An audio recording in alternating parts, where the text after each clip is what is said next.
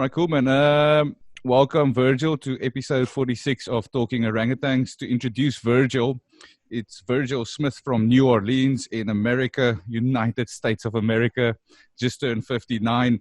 Vergil he comes from an acting background. He's got a bachelor's in arts and public policy, and MFA in acting, and Duke Blue Devils. So what did you say?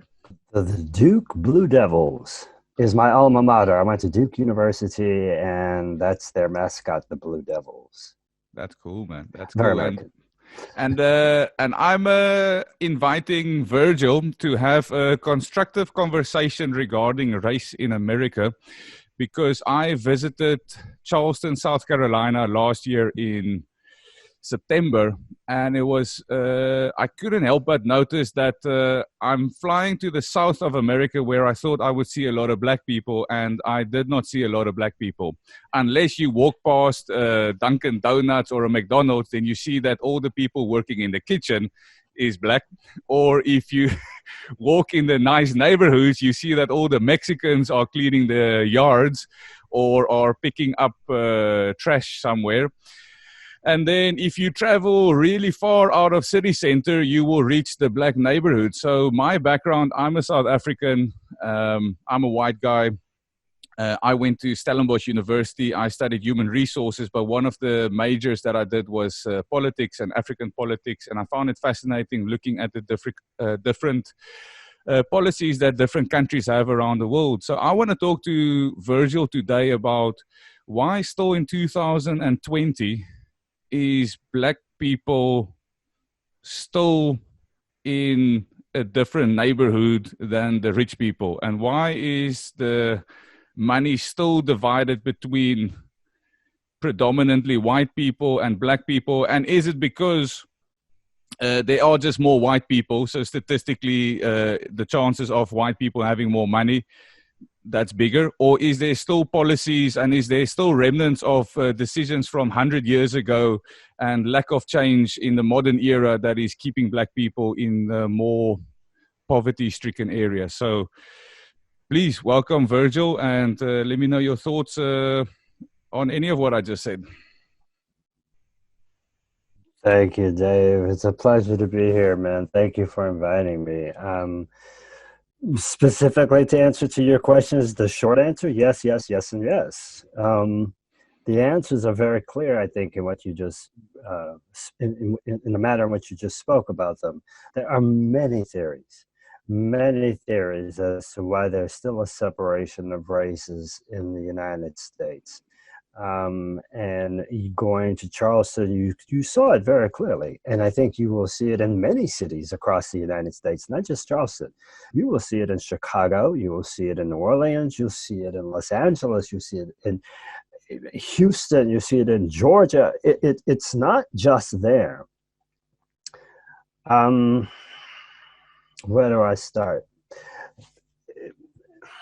Slavery created a system of racial segregation and oppression in the United States that to this day continues to manifest itself in different ways. There is much discussion and evidence proving that indeed the justice system in the United States is set up to specifically arrest and jail African American people. It is another form of control and slavery and cheap labor. Many institutions, jail institutions in the South, for example, allow certain workers to go work in certain factories for for very little money. For example, the incarceration, how can I put it? Companies in the United States are indeed for profit. Jails are for profit. The only way they can make money is to keep them filled, just like hotels. So you will find, and statistically, unequal number of people of color specifically black people and Latino people as well, in these jails. It's a disproportionate number of them in jails as compared to their percentage of the population. Enter Mr. Trump. I'm going to attempt to not call him an asshole anymore. Oh, by the way, what kind of language can I use on here? Yeah, it's a open platform that please use language that will help you describe your feelings and thoughts. Anything you want. I need to be appropriate with someone like Trump because he is an asshole. And I'll give him credit. He's always been an asshole. You know, He's been an consistently asshole been for one. most of his life. He's consistently been one and has not changed since he became, since he stole the presidency of the United States. Because indeed, he should not be president of the United States. And the problem, and I'm sidetracking, he knows it, and his behavior shows it. Oh, maybe I should copyright that. He knows it, and his behavior shows it. That's nice. Donald Trump got into office by piggybacking the racial strife that's in the United States. What he did really well was say, you know what, people, the reason you don't have your job is because Hector and Pedro from Mexico are coming across the border and they're raping people and selling these filthy drugs.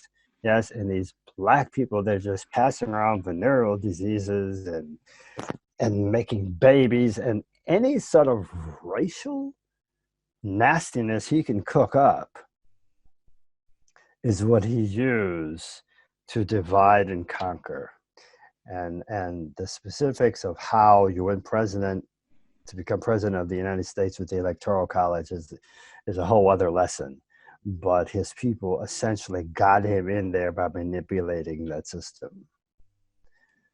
Interestingly enough, the guy that designed his policy on immigration went to Duke University.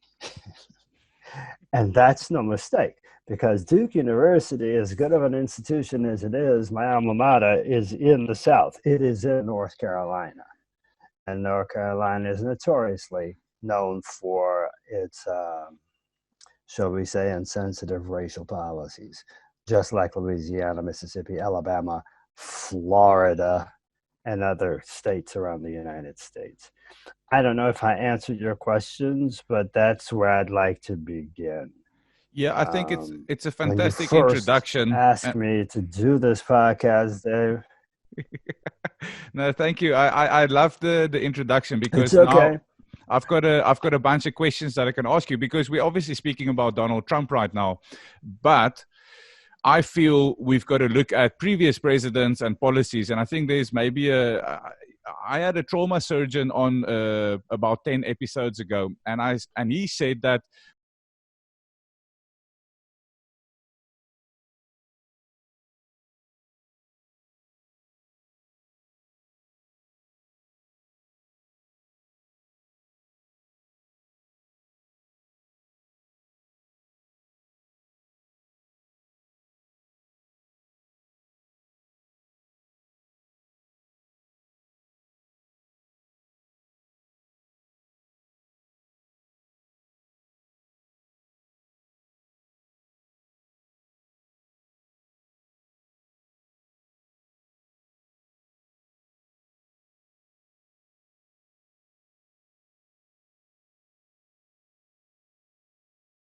I had a trauma surgeon on about 10 episodes ago, and he said that when I save a life by physically working on a heart in open surgery, it's not me saving their life. It's the whole system that we've created, from paramedics responding to nurses, to the administrators, putting systems and policies in place for me to save lives.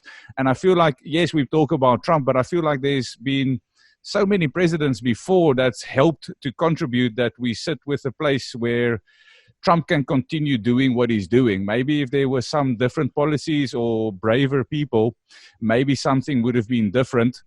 And again, maybe there's a problem with this whole Democratic Republican approach to politics in the United States that's contributing that, you know, something's not being done for black people, because it's been hundreds of years. I agree. So I agree. Is there something that you think, oh, I don't know how to go about it? Because I even I think about famous black people and the power that they might have. But even with them, like if you look at Oprah Winfrey, if you look at some of the Hollywood actors, and if you look at some of the amazing sports athletes that you have, that doesn't come close to what some of the, I don't know, certain powerful white people have. Is there just too many white powerful people looking after their own interests? I can delve into a lot of theory and conspiracy theories, and because I don't have any evidence, David. You know, I'm limited in my knowledge of the underworkings and backroom deals of the United States. But I always said, for example, you know,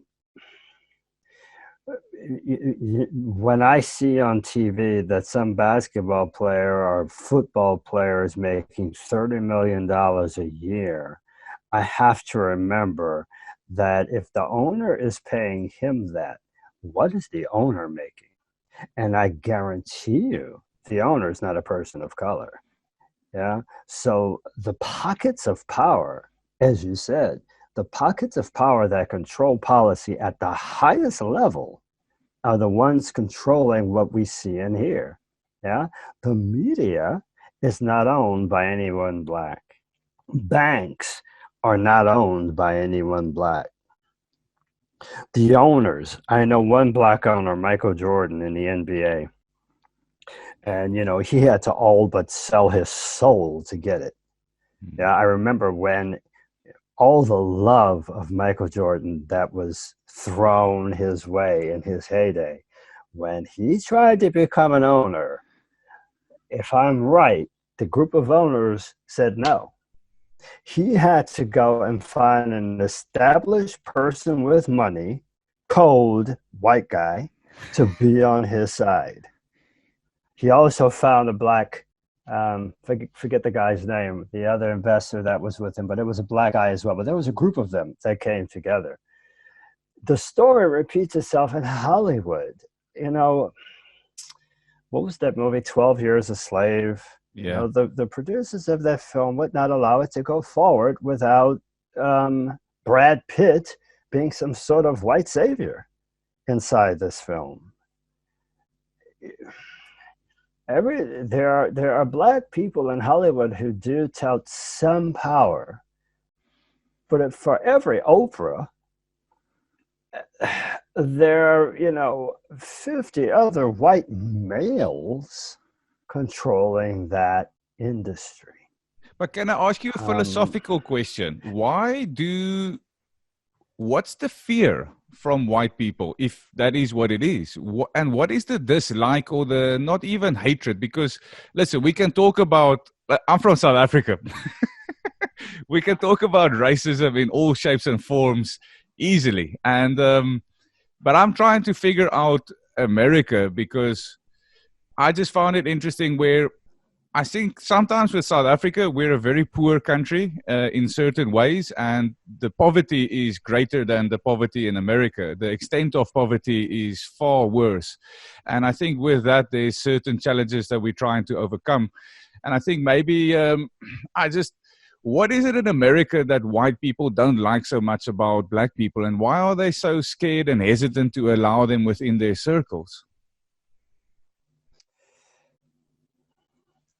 I heard a comedian say that white people are afraid that they're going to get treated the way they treated black people if black people come into power. And that would scare the shit out of me too. America has never publicly acknowledged that it exists because of the unpaid workforce that built the country in its beginning. And I am talking about slaves. I'm talking about slavery. I'm talking about professors in universities who are trying to promote the idea that the Civil War wasn't about slavery, or they tried to show that slavery, well, it wasn't as bad as you think because they were taken care of. That type of nonsense. So you've got a sense of animosity, unfairness, inequality at its very root, Dave. You know, I hear immigrants come into the United States and talk about, well, you know, we came in, we had nothing, and we built ourselves up. You chose to come, motherfucker. Black people didn't choose to come to this fucking place. They were dragged here. If they made it. Some say the lucky ones threw themselves off the boat. So you're talking about a country that refuses to acknowledge the blood on its hands that allowed it to be the most powerful and richest country in the world right now. They don't acknowledge it. They want me to believe that it is created by the guys from Harvard. Well, fuck you. No, it's not. It's not. So I wanted to ask you, are you still angry? But what you just said, like I got I got goosebumps while talking because I can feel it. I can feel, and it's crazy to think that because for everyone listening, Vergil's living in Poland, and he's been there about 10 years. And that's where I met Vergil, and we have a mutual friend called from Kenya. And we were walking in the streets of Warsaw one day. I was like, dude, I don't know why, but something doesn't feel right. He's like, and we were talking. I was like, you know what it is? There's no black people in Poland, and it feels fucking weird. I'm looking down the street, and there's no black people. And me growing up in Africa, it's just normal to be with black people. And once I get into societies where there's too many white people, it makes me feel uncomfortable because that's just not the demographic of the world. It doesn't matter who, where, what. There is just, it's not right when there's too many white people around. And, but I can feel your anger. And it's sad for me to think that even at 59, that you still have all this anger. And not only at 59, it's been hundreds of years and it's still there. And that terrifies me because we live in South Africa where in 94 we had Nelson Mandela and we had all of those type of things. And there's just so much emotion still going on here. And there's still this divide between black and white. And I talk about this a lot, and I work with the black community and I work with the white community, and it's very hard for me to stay hopeful. I just don't know if we'll ever overcome as a society or as a civilization the pain that we've caused to each other. I don't know how to overcome that. I don't know. I don't see it in my lifetime, Dave. Yeah. I don't see it in my lifetime, and that's a sad statement, actually, because I was a child in the 60s. I don't remember much of it. Yes, I remember when Martin Luther King was assassinated. I remember us being let out of school and going home. I remember the fear that my mom had. You know, we were inside, but we were not going outside. There was rioting. I'm in New Orleans. They rioted in New Orleans when he was assassinated. But I look at the film and pictures of that era, and I see, you know, I see slaughter or murder and being told that the shooting was justified. I see a cop can shoot a black person inside their own apartment and the judge says it's justified. I see a crazy little fuckwad down in Florida is going to shoot and kill a child and he gets off because he felt threatened. Nothing's changed. Nothing's changed. Barack Obama came into office with a whole lot of talk about hope and change, and I don't take anything away from Barack Obama. I think he was an awesome president. Compared to what we have now, it's not even apples and oranges. It's like apples and asparagus. It's just no, because they're both edible. It's like apples and a rusty muffler. It's not even the same world. Yeah, Yeah. this piece of shit that's in the White House right now is a piece of shit. I'll leave it at that. Barack Obama did what he could. His hands were tied. He was not king and dictator. He was president. He represented all people. I give him credit for much of what he did. The Justice Department investigations, for example, into these places in Missouri that were continuing to execute black youth, because that's what they did. They called themselves policemen and you know, protecting people. They were executing black people. The same on the south side of Chicago, and the Chicago police would kill you and get away with it. So he did put Department of Justice investigations into these places and tried to make change. But the fear of a black president was so intense and so real. Yes, the consequences of it was Donald Trump. I'm just because the fear of black people, I can't explain it. And David, you know, racism has affected me. Here's a good example. When I moved to Warsaw, and you're right, there's a lot of white people here because it's a white country. Yes. And there's more people of color now than when I first came here. But in the United States, if I'm walking, depending on putting it in context, I'm walking somewhere on the street in Chicago, I have seen white people cross the street out of fear. Yes. They have no idea who I am, right? But they see a black man walking, they cross the street out of fear. It happened a lot when I lived in Chicago.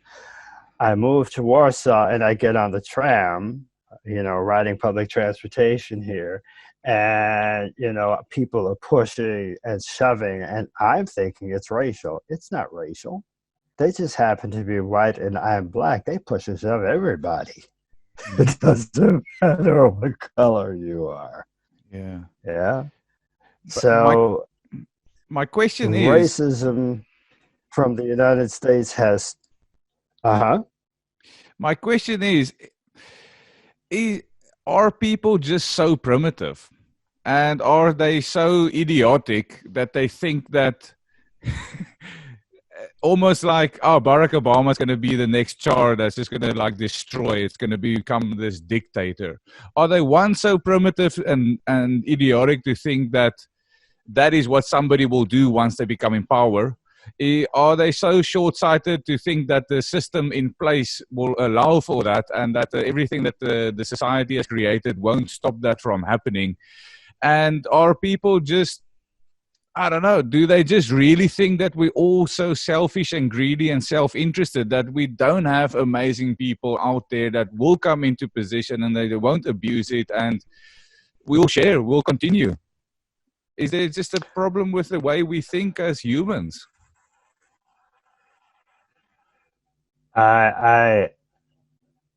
the United States has a tremendous number of uneducated people, a tremendous number of ignorant people. Yes, they went to school and they got some education, but they did not get advanced education. And the ignorance, I think, in general, is that people in the United States are not exposed to other countries. They are exposed to other cultures, maybe, if you live in a culturally diverse area, New York City, Chicago, Los Angeles, Atlanta, whatever. But many Americans don't travel outside the United States. Yeah. It's an isolated democracy. And I say democracy with quotes. It's an isolated democracy. So what does that mean? That means I can convince those boys working in a factory in Kentucky, and sorry if anybody's from Kentucky using that state, but I can convince those boys working in a factory in Kentucky that it's not their fault that, you know, Abdul, the doctor and engineer, is coming over here and getting a job. Yeah. I can convince them that Abdul, the engineer, should not have a job that you should have, although you didn't finish the 5th grade. I can convince them of that, because if I can convince the white man that any person of color is less than them, then I have their undying loyalty. I promote ignorance. And that's what Trump did. Trump wore stupidity as a badge of honor. I'm just like you. I'm stupid just like you. Look at the people in his rallies. I don't know. People are like, who are these people? There are a lot of people like that, David. And Trump's greedy too. It's about money. I forgot about that part. Yeah, man. It's I don't know if I'm sure you know Dave Chappelle. He's one of my favorite comedians, and something that he said in one of his specials, and I think maybe that's something that, and I tend to agree with him, and I think maybe that's something that America needs. But we had the Truth and Reconciliation Commission when we changed from apartheid into democracy, and the Truth and Reconciliation was that it was a forum within the judicial system where you could come forward and admit to any crime that you've done from a racial point of view, where you beat up people or did dodgy behavior and you were not convicted for it. And it's almost the only way for people to come out and acknowledge and say, I am sorry, I fucked up, and we make it official. And I think people are just... I think people in nature are scared to admit when they're wrong in any shape or form. And I can only imagine that if you have if you have a business enterprise worth billions, then you really don't want to admit when you're wrong and that's been built on something that somebody else has done. And I think the Truth and Reconciliation really helped us in some respects. We're still struggling down here. And this whole idyllic idea that Nelson Mandela changed and with this rainbow nation, it's bullshit. I'm starting to think that no nation is supposed to have that many spices in the pot. And I talk about this a lot because the previous guy that I got onto my podcast, he's a colored guy, and in South Africa, it's an official race. I know that if you go to different countries, colored is a racial slur, but in South Africa, it's an official race. And he lives in a neighborhood where it's predominant, or it's a white neighborhood, and he walks down to the shop and he will get talked to. What the fuck are you doing in the neighborhood? And it's crazy that still in 2020 we have this crazy thing where if you just don't look the part, and it's almost like, I know there's these stereotypes, all Asians look the same, all black people look the same, all white people look the same. And I think the problem is you just didn't hang out with those nationalities or nations or demographics. Because for me, I hang out with a lot of black people. I can see the dodgy black person and the non-dodgy. It's the same with white people. I know that's the dodgy white guy and that's the non-dodgy white guy. I think people just don't spend enough time with each other so that they can start actually seeing how to distinguish between what is safe and not safe, and they just jump to conclusions. I don't know, man. It's so sad for me to see I don't know if you have anything to say on that. I do. I mean, when you started speaking, one of the things I immediately thought about, America's a litigious society. We in the United States will sue just about anybody, and because that's just the mentality, I guess. That being said, these billionaires who have made their billions off of the backs of slavery and illegal immigrants, for sure. Well, I shouldn't say illegal immigrants because no one's illegal. The immigrants that come into the country illegally, in front of the camera, they're screaming at them as bad people, but without them, much of the workforce in the United States that does the work that no one else wants to do for so little money disappears. So they're very much a part of building up the wealth base in the United States. If the very, very the uber rich in the United States, if we go back, and I won't mention family names. It's all, you can go to YouTube or whatever, or Google it and find out. But these families owned. Are you still there? Yeah, man, I cut out for the 20 United seconds. States would officially speak up. Yeah, sorry, I cut out for 20 Okay. seconds, and you I don't just know where I was. you So. said go to YouTube to see the rich families, and then you say these family owned, and then that's where we cut out. Yeah, the families that have made their billions off the backs of immigrants that have come here illegally, as well as off the backs of slavery.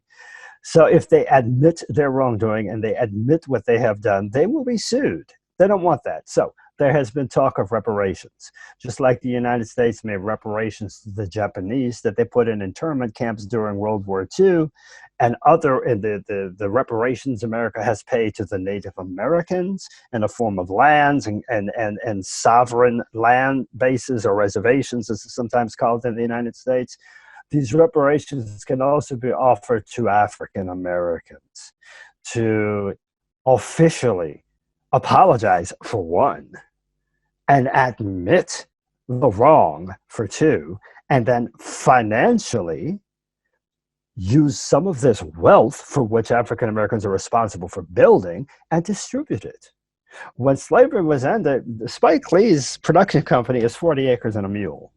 Yeah, he chose that name because that was what each slave was to have received when you were freed, when slavery was made illegal. Every slave was going to get a 40 acres and a mule. It never happened. The Southern slave owners, please, they weren't about to give up their land. They weren't about to give up this power. To this day, in this, I don't know if you, a couple of years ago, some mayors across the South, as well as recently too, across the South, the United States began to remove Confederate symbols and statues. People went crazy. The white people went nuts. We're removing history. A statue of Robert E. Lee is taken down, and they say, I'm removing history. And my response is, what other loser of a war do you put a statue up for? Let's put a statue of Hitler around Europe. Why not? If that's the thinking, there's still a mentality in the southern part of the United States that Confederacy was something honorable. No, it wasn't. It wasn't. Confederacy was a vain attempt to hold on to slavery to build wealth. That's what it was about. To say otherwise is what, you're just being purposefully ignorant, or you're stupid, which is very possible. I feel hopeless when I listen to it, because I thought maybe if we have a conversation, then there's some sort of conclusions you can draw on how to move forward, or maybe obviously this conversation helps with understanding. I think more powerful and intelligent people need to sit and talk about how to find common ground. I think one is just talking about these things are important and highlighting it, and hopefully the new generation of white America hears a lot of these stories, because it's just never going to happen where they share what they've made back into the black community. The bamboozlement is complete. The bamboozlement is complete in the sense that, when I can convince you that some very, America criminalizes poverty. That's one thing I learned here when I moved to Poland. There are many poor people in Poland, but they're not treated as criminals. Yeah. In the United States, poor people are frowned upon as if something is wrong with them. As if you should be able to pull yourself up by your bootstraps, whatever the fuck that means, because it's not even physically possible. If you think about it, how are you going to pull yourself up by your own bootstraps? It's a stupid saying, but you will hear it often. So my point, Dave, is I'm at a point in my life where don't bring me that there's hope. And don't bring me that, we shall overcome. And if we just get along and love each other, fuck you. No, you have to pay, motherfucker. That's the only way you're going to listen. That's the only way you're going to listen. Yeah, America does not respond to gentle talks. It's not a talking nation, we, we like bombs and guns far too much. You have to be told in no uncertain terms that you will do it this way, or there will be severe consequences. It's almost So, it's almost like the threat of another civil war will maybe wake up some sort of ability for somebody to concede that there might have been some problematic practices in the past. But without some sort of severe threat of we are going to do something, there's no willingness from the other group. And again, I have this thing of, just to personalize the story a little bit to me, I'm white, I'm in Africa. And I want to ask you afterwards, the concept for me, you know what is one of the, let's maybe go into that. One of the things that's for me, I think, problematic as a white African is I hear a lot this term African American, which is black people, I think, putting some sort of connotation to where their origins are from. And I wonder if that is not something that's contributing to racial divide because we identify differently. But I think there's importance to identify differently because based on your race, you grew up completely different and you treated very differently your whole life. I don't know. It's just sad, man. It's just sad. And I know from when it comes to, and you can respond to that. And then the other thing that I want to say is, as a white South African, I was born in 1985. So I was not part of the apartheid government and practices. I got raised in the new South Africa. And I feel that I can't apologize for what my parents did or grandparents did or the previous white people. However, I think because I've chosen 6 years ago to live a life where it's dedicated to help people from disadvantaged communities into the economy and sustainability, I've developed some sort of white guilt. And I've heard people talk about this thing, white guilt, and I think it's legitimate and I think it should be there. I think you should be feeling guilty slightly. And if you don't, then maybe there's something wrong with you. I don't think you should change your whole life based on guilt. It's almost like changing your life because of jealousy, because it's only a sort of perception, mental activity, which creates emotion. I think finding some sort of way to right the past and amend the past. And I think as a society, hopefully that can happen. And hopefully there's people, and I'm sure there's a lot of people, white people in America, doing the right thing, but maybe there's just a big demographic that's not helping out. Please comment. when I was in high school, 100 years ago, I went to a high school that was filled with, it was very white and very rich and very Catholic. So you can imagine the head job that was done on me there. Yeah, it was a place that I absolutely loved and hated at the same time. And as I've been away from that place, I've grown to see what it was about and what they were doing. I don't knock it because I got a great education, but I do knock it because it was racist as hell at this school. And I remember that all the white guys would say things like, yeah, my people are from, Cork, somewhere in Ireland, or they're from, some little town somewhere in southern Italy or something. And I'm like, well, I'm from New Orleans. I have no idea after that. Yeah, I have a grandfather that they think came from somewhere in Mississippi. But once you get to the slavery part, that's it. There are no records. We don't know where my people are from. Today it's different. There's genetic tests and so forth, and there are ways to at least get an idea of your country of origin and so forth. And some Africans actually will look at me, for example, and I've this happened to me in St. Paul. The people from Eritrea, is it Eritrea or Eritrea? Yeah. Eritrea or Ethiopia will look at me and say, or start speaking their language. And I'm like, I don't understand what you're saying. I'm not from Africa. So people from Africa have a way of looking at you and figuring out, where you're from.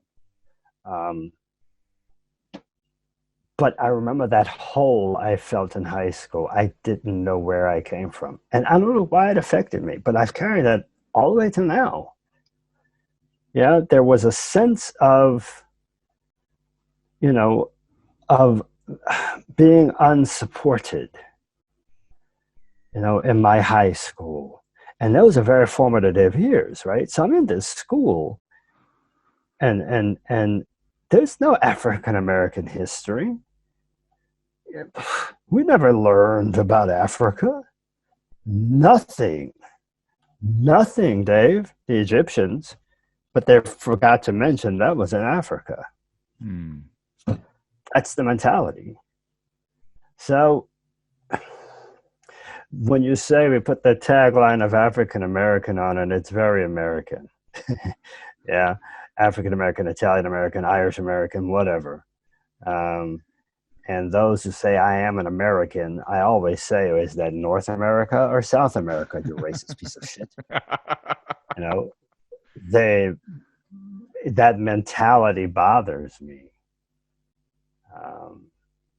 Yeah. Yeah, I think it's, I find it weird because I don't say I'm European African. And my forefathers are from Holland. And I think my brother did some research, and I think there's some Nordic or Viking blood somehow coming into my family. So, you're a Viking? I think there might be. I like Vikings. Yeah, I think there might be a little bit of that. And obviously, you can see on our features, and even if you look at white people in South Africa, you can sometimes see, well, this guy comes from some sort of Portuguese descent, or this guy comes from some Dutch descent. That guy is some weak-ass fucking Englishman that looks a little bit fucking off. And then, but even with... I gotta admit, you do look like a Viking, Dave. You very much look like a Viking. But I don't call myself I don't call myself Viking African. I'm African. I'm born in Africa. Right. And I think the difference though between me and you is that my forefathers chose to come here and yours didn't. And I think that's the difference. I think when it comes to decision, and I spoke to the guy on the previous podcast, and Poland helped me to understand racism in a small way, where Poland's not racist on skin color. There are groups that are, but I think they're sometimes racist just based on you are a threat because you are non-Polish. And it was the first time in my life where I really felt like I'm hopeless. I felt so hopeless. Like you'll go into a shop and then you'll be like, przepraszam, mother, angielski, może, and then you struggle with a language that you don't cope with. And then you ask for help. You literally say help. And then they're like, no, it's like basically fuck off. If you can't speak English, then I'm not going to help you. And it really hurt my feelings. I was like, Jesus, this just hurts. And I don't think people realize racism. And I always draw the line with racism and PTSD. Military people will tell you a lot of our guys don't suffer from PTSD when we initiate contact. So when we initiate contact with the enemy, we are in control of that contact situation. It's when we go into an ambush where it's unexpected and you are at high risk and at the highest threat, that's where PTSD falls in. And I feel it's the same with racism. I don't mind if some black person says, oh, this fucking white guy. I don't mind that if I'm prepared for it. Racism hurts when I'm not prepared for it, when it takes away the ability to look after myself, after my family. And if I can see that just based on my skin culture, I am busy being removed from either a social conversation or from an opportunity to have a good time or just financially. And I think that unexpected nature really helped me to understand what black people must have gone through. And again, you have to experience it to understand how that fucking hurts. So I hear you, man. I think you're absolutely right, Dave. The stress post the PTSD. I for a while I worked with young black men in Chicago. I worked for an organization there, and the idea was to nurture and help build the lives of black teenagers, to support them at a time in their life where they were moving into less than, shall we say, legitimate lifestyles, if you know what I mean. A Yeah. lot of these kids were being influenced by the gangs and so forth around Chicago, both on the south side of Chicago and on the west side of Chicago. And these, I had a social worker explain to me that these kids truly suffer PTSD, because when they're going home and a gunshot rings out and they're ducking for cover, or they see their friend next to them get shot, or their friend down around the block that they haven't seen a couple of days and they hear he's been shot, and it's not always killed by other gang members, it's killed by the police. Yes, these are volatile situations in these young people's lives. Whatever I did to support them, all I did was be there. Because one of the things that was missing was support, was someone saying, you do matter. Because the police, the system, many of the teachers, even in this 21st century, none of them were telling them that they were good as they are. They were being, everywhere these young black men turned, they saw themselves portrayed as drug dealers and people in jail and criminals. They were never shown the doctors, the lawyers. Sometimes they showed the actors. They were bombarded with sports people. So many of them thought the only way out of where they were, which is on the south and west side of Chicago, was to be an athlete. They never dreamed of other avenues. The world was very close, and there was a pipeline from school to jail. Because remember, jail is a for-money institution. It's for profit. So we need to put them there.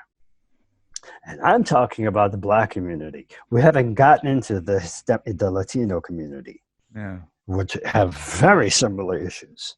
Very, very similar issues going on. Yeah, America, in my opinion, is kind of hopeless, honestly. Truth be told, there may be another civil war. I have white friends who have said there will be a civil war. I have white friends in New Orleans who are stocking up on guns because they said it's coming soon. Yeah, well, they're not friends. They're people I know. Yeah, There's a difference. But I feel quite emotional, with this last 5 minutes and talking and listening to you, and I have a little bit of tears in my eyes, because just from a human perspective, and I think basically the lives that we've chose to live, where we try to be good people and we just try to help each individual on their own premise and who they are.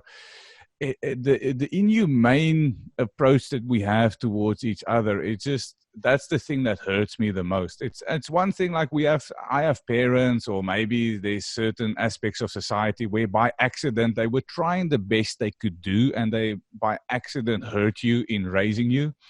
And then there's pure out, I know this is fucking you over and I'm going to continue with this. And it's just the inhumanity, basically, and the real disgust that some groups have with other groups. Again, as a white guy, I know the disgust that some people have for other races, and where it's to the point where they're not really seen as human, and it just it hurts to think that we so I gotta wonder where this hate comes from. Where does this hate come from? Because I am a firm believer that it is based in fear, as we alluded to earlier. There is a fear, man. I don't understand the fear. Living in Warsaw, I talked a little bit about it. I had to come to terms with my own racial beliefs and ways that being raised in New Orleans affected my mentality towards white people. Perfect example, when I first got to Warsaw, I'm in shops, and I was being followed in shops. Yes? The security guy didn't even try to hide it. At least in the States, they try to hide that they're looking. Not here. This guy walked where I walked. He was looking at me. And I'm telling my wife, I'm like, this is some racist bullshit. She's like, what do you mean? Because my wife is Polish. And I said, he's following me. He goes, not racial. He follows everybody. He doesn't trust anyone when they come in the store.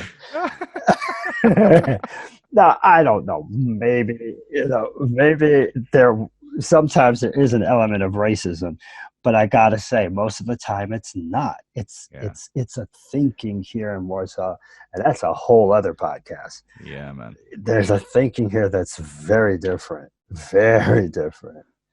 I have run into a couple of racist cops who thought I was Somalian and thought I wanted to see my ID. They thought I was Somalian, and I was why was I staring at the Israeli embassy with what's on your phone? I'm like, what are you talking about? Yeah.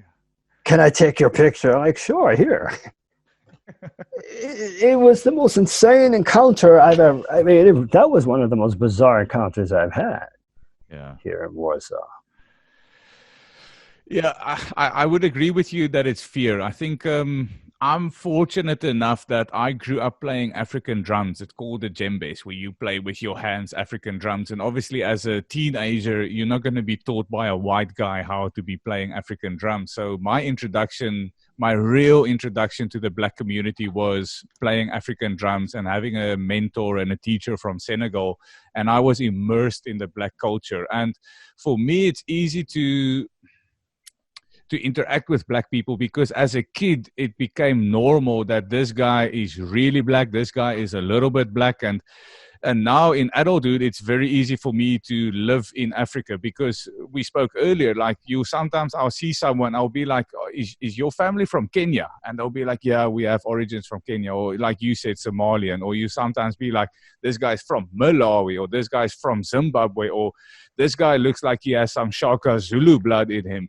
But I think you've got to, like anything in life, you really got to spend a lot of time on something to really understand it. And I think the fact that we don't integrate as races, and because race means that there's different culture regarding language, sense of humor, your dress code, the things that you eat, the way that you see life, I think, and when people don't understand anything, the natural response is anxiety and fear and stress and... Yeah. I think we fear that which we don't know. Yeah, and I think the answer is exposure, and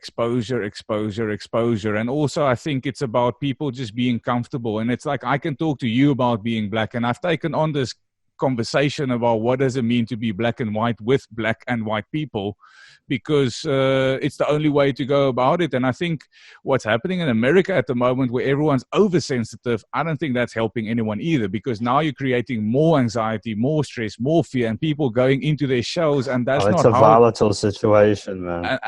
And it is a volatile situation. That's definitely these crazy liberals. They're not going to help anyone accomplish anything. They're creating that people are going to go into their little teams and they're going into the pocket and they're just ready to punch, and that's not helping anyone, man. It's so sad to see that. But it's sometimes you need I wonder if I'm looking at the problem right now for not a problem, but one of the things, I don't know if you've seen, and I don't know what any of this means, except that the coronavirus is indeed killing more Blacks than whites. So here's my question to everyone. When I put that fact out there, the question becomes, wait a minute, why? Why? And now the theories have begun, all the way from it's a plan to it's your fault that you're getting sick. That old mentality. Let's blame the victim for their problem.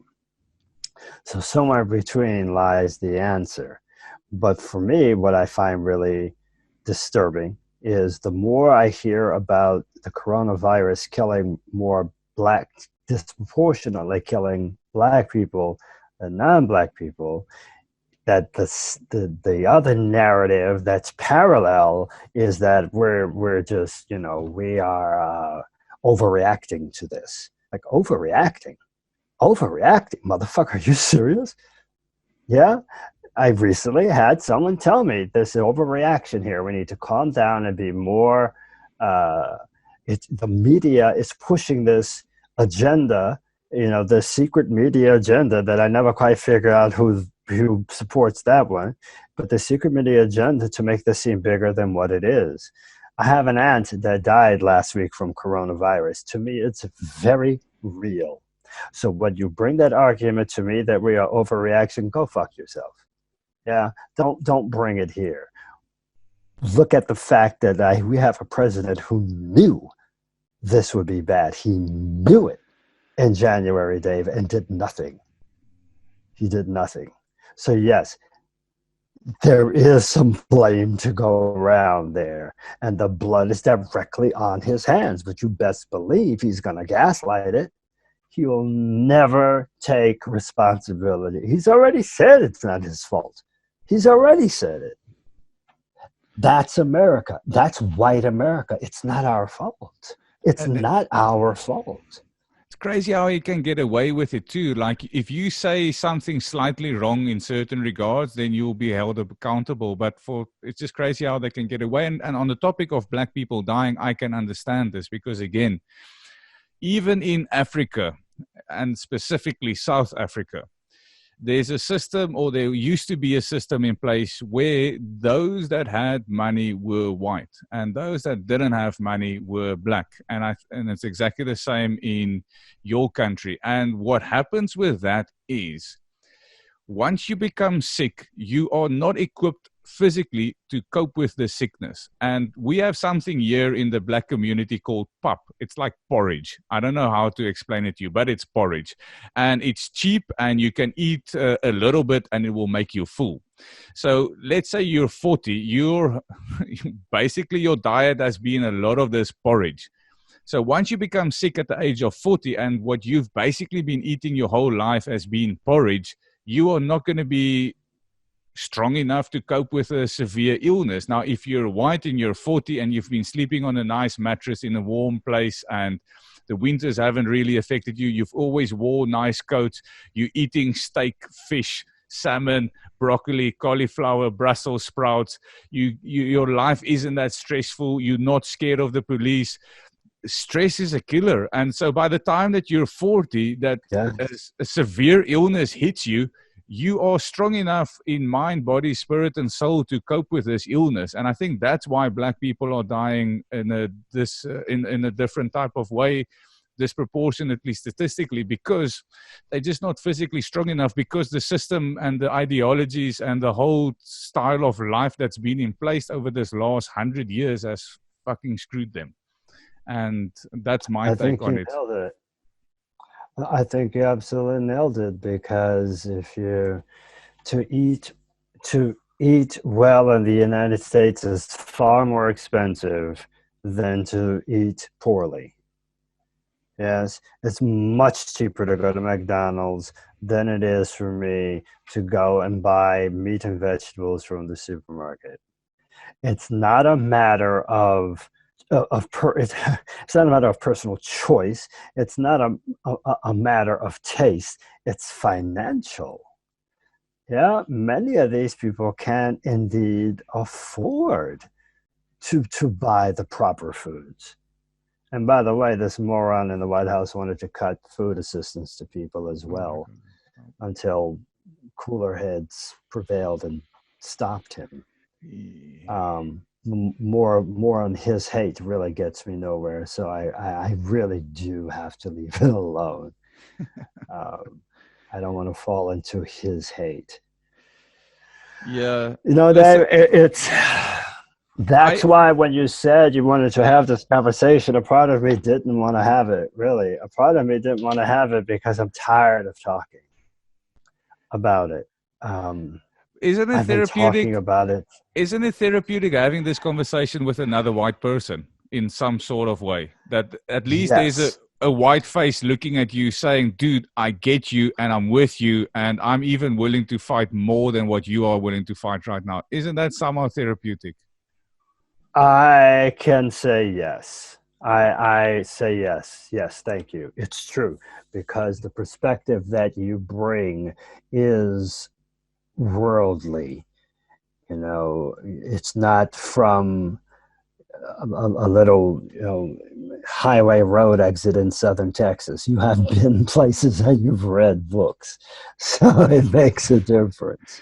Yeah. So because Yeah. I'm 10 years ago. No, I'm done. I'm done. Yeah, no, 10 years ago, you might not have felt the same because there's other questions I wanted to ask you and our time's running out. So we've got basically about 3 minutes, but I like, I watched with my wife this series called Chicago PD. And I said to her the other day, I said to her, it's crazy. I want to roll on that show. It's crazy that all the fucking crime is black people. I want somebody Shocking, to go. Isn't it? I want someone to take Chicago PD, the series. I think they're in season, it's the season 7 or 8. And I want them to go by episode. How many criminals do we have and gang members do we have in this? And what is the percentage of black? And it's crazy. Maybe in Chicago there is a lot of black crime, but it's just crazy that they still put it out on television. I'm under the impression here in Cape Town, South Africa, that if I go to Chicago, it's cold as fuck. It's always winter and all the criminals are black. Just so you know, black people in cold weather, we don't like cold weather, okay? It's just not in my DNA, shall we say. So it's an interesting point you bring up too, because David, and that's what I mean. Remember those kids I was talking about in Chicago? That's what they saw all the time, in television, in the TV shows. The saviors were white, the criminals were black. It's been happening since the 30s. It has not really changed. It has not really changed, as you can see. Yeah. So it's the same with this. This black on black crime, quote unquote, nonsense. When I hear that, I just want to take you by the throat, because what you're telling me is, someone tells me, well, what about black on black crime? What about black on black crime? What about white on white crime? What do you mean black on black crime? The murderer usually has a relationship to the person they're murdering. So, do more black people murder black people than white people? Yes, but more white people murder more white people than black people. You can't separate this and say it's something nasty and bad without showing the other side is exactly the same way. So it makes the other position moot. Black on black crime is a moot issue. But man, it has been used politically. It has been used as, you need to worry about these black people killing black people. Don't worry about everybody killing everybody. There's not more black people killing black people. It's insane. But some public policy person came up with it, and it worked, man. It worked. It worked. It scared the white people enough to put Donald Trump into office. Yeah, I don't know. We're gonna have to talk. It was a fear attack. We're gonna have to talk about that, and and the next topic I want to ask you is: do we need some?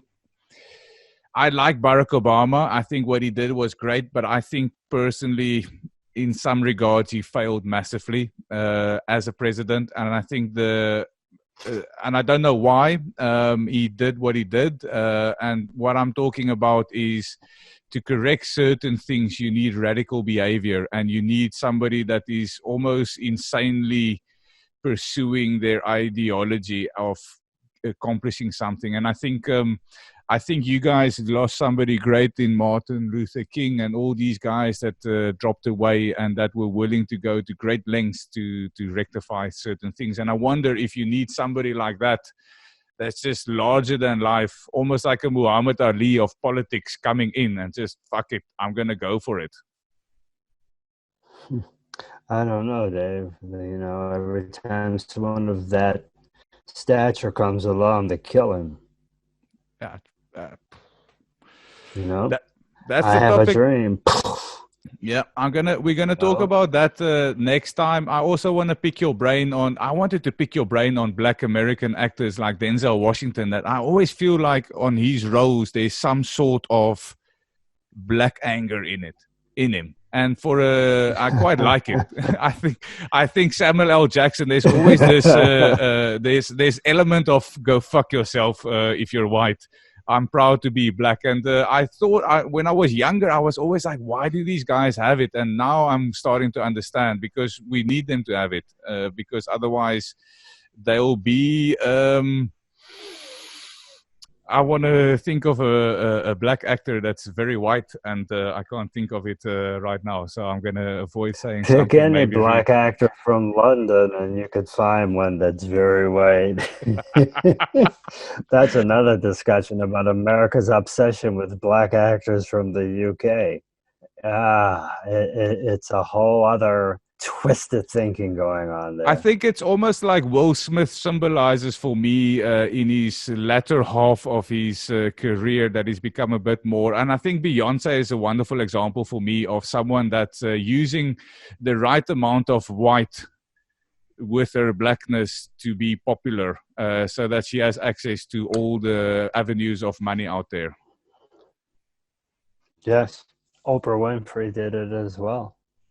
Anyway, I think we're just gonna wrap it up. We overheating our hour mark. I'm gonna finish the recording, but we're gonna continue talking on this. Thank you so much. I love it. I want to talk more. We can do it, but yeah, thank you so much, Vergil. This is therapeutic for me too. Thank you, David. Thank you for having me, man. Cool, dude. Take care. Be well. Okay.